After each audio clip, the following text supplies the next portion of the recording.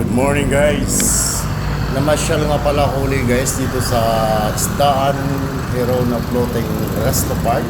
Kung saan po guys, dito pa ako nagtatrabaho noon simula ng 2004 hanggang 2014. So nasa 10 years po ako dito guys. Bilang isang musikero guys, dito po ako nagtatrabaho noon guys.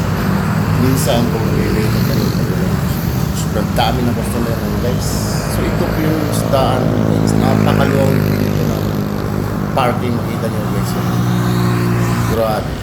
Kahit isang daang kotse kaya i-park dito guys. So ayan na po guys. Ito po yung entrance ng isdaan. Ayun, napakagandang lugar dito guys. Kung gusto niyo pong mamasyal, pwede po kayo mamasyal dito guys. Napakagandang place ko. Kahit magkukuha kayo ng picture guys, napakaganda ng ambience po dito sa restaurant na. Yan guys. So, grabe naman yung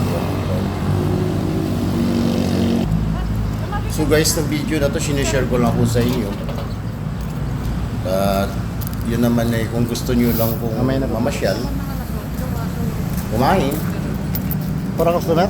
kakaibang pagkain, so dito nyo po matagtagpuan sa Isdaan Floating Resto Park guys. Ayan po guys. May gwardiya po dito lang. Pag gwardiya dito napaka-alert. So ito na po guys. So pinasok ko na po itong ito po yung entrance niya guys. Pagpasok nyo po yung guys, kitang-kita nyo na po talaga yung view guys. Napagandang ambience sa loob. Yun guys. Ayan siya. Yeah. Dati guys may kubo pa dyan, may barge yung tinanggal. So, yan makikita nyo po ang lugar, napakaganda. Kung gusto nyo lang kumain guys, magpasyal dito na kayo. Napakaganda ang lugar. Dito po ako nag-aharana dati guys, paikot-ikot kami. 3.5 hectares po yung luwang ng restaurant guys. Mali, 4.5 pala yung luwang ng restaurant. Pagpasok niyo po guys, dito makikita niyo pong rebulto ni Rap yan. Kaibigan po siya ni Sir Rod Umpaubo. Mga ka-best friend ko si Erap, si VJ. Ayun po si Mama Cheat. Ang nanay po nila ni Rodolfo yung Umpaubo guys. Yung Mama Cheat po ay pinangalan po sa isang mino. At dito naman po guys, si Asyong Salonga guys, yan, meron kadala ng abang baril yun. At ito na mo po guys, life vest. So protection po to sa mga bata na pumapasok.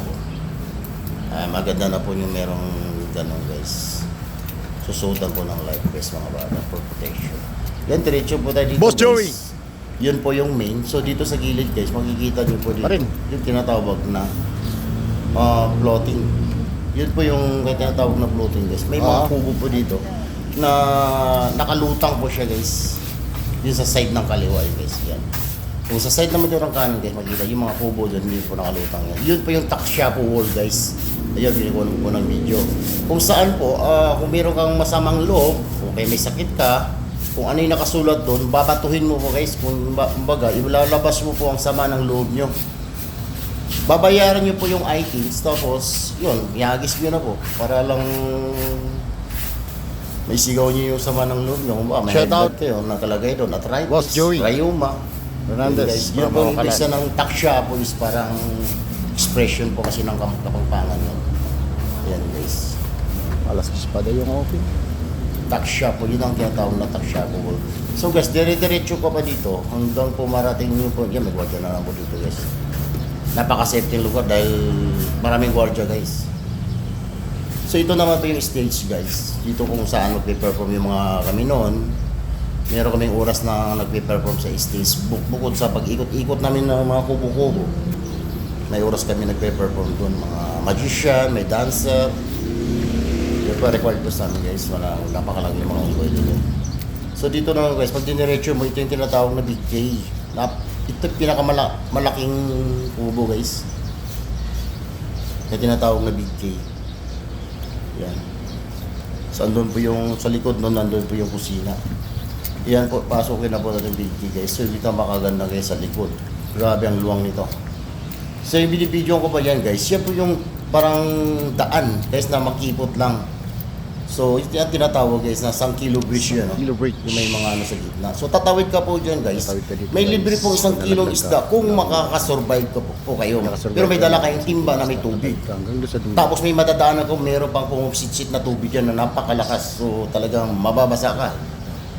Hindi ka man malaglag guys, makasurvive ka man, pero medyo mababasa ka talaga. Yan ang 1 kilo. Challenge po yan guys. Yung dining na. Ayan po yung dining ng PK. Pang malakasan po ito guys na ito. Ayan guys. Yeah. Kapakagandang lugar. So, nasa nais lang po mamasyal guys dito sa Hero na Tarlac po.